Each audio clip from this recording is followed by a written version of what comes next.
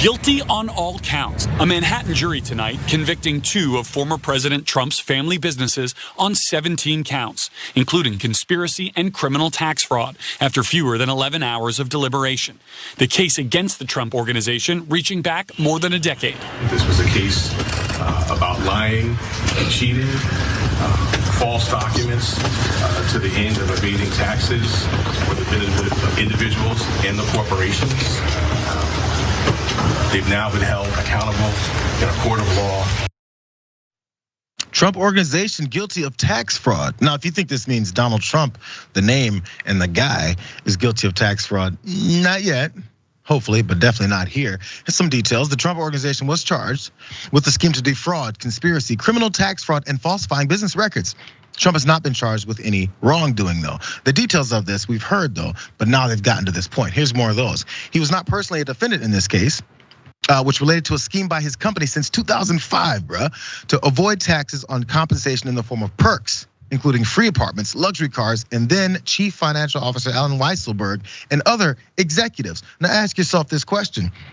Even if you're a supervisor for your company, a manager, do you get perks, luxury cars, apartments, free tuition for your kids to go to private schools and stuff? You know that whole thing about the land of opportunity and how we're living so well?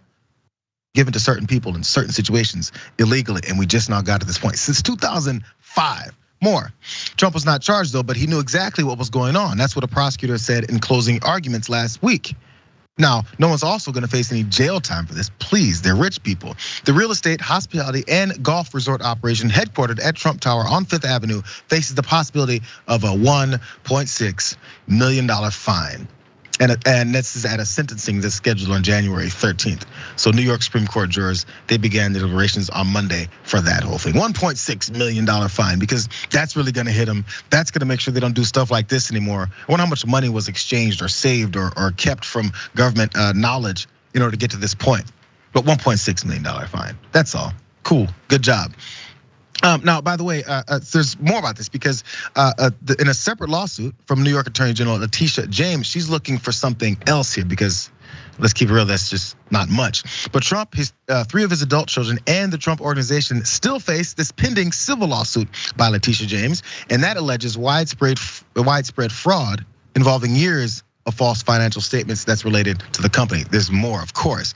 James is seeking at least $250 million in damages in that case. Crazy, maybe something that's will actually come forward here. And in those questionings, when it comes to the Trump Organization, what's been found guilty of all these things, Donald Trump not. When he was asked about it though, don't forget, more than 400 times he invoked the 5th Amendment so he wouldn't incriminate himself. It's weird that he did that, because there's this guy, his name is Donald Trump, and he had thoughts about people who evoke the 5th Amendment when they're trying to avoid criminal consequences. Watch that. 5th Amendment, the mob takes the 5th. If you're innocent, why are you taking the 5th Amendment? 5th Amendment, horrible. Horrible. He pleaded the 5th and that was the end. We never heard about him again. This is like Watergate, only it's worse. Only it's worse, Jess. Yeah, this was a financial scheme, but the thing is, how does this lead to something more? Is this gonna at least be, I think they're hoping, maybe politically no one will vote for him anymore now. They did the first time, we already knew this stuff.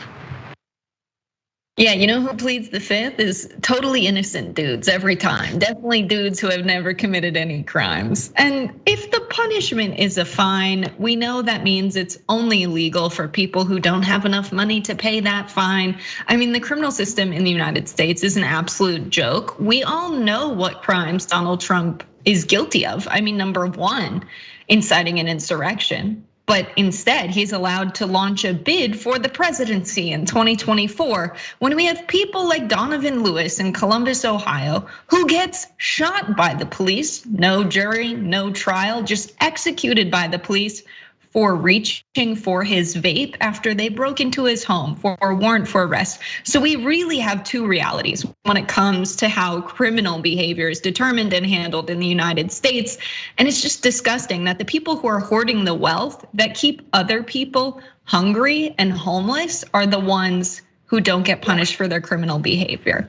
So this is just highlighting that. And seriously, I mean, Merrick Garland had more than enough time to persecute Donald Trump. And now he's like, well, now it would be political if I did it, because he's running for office. It's the most cowardly move in the history of American politics. That will be his legacy.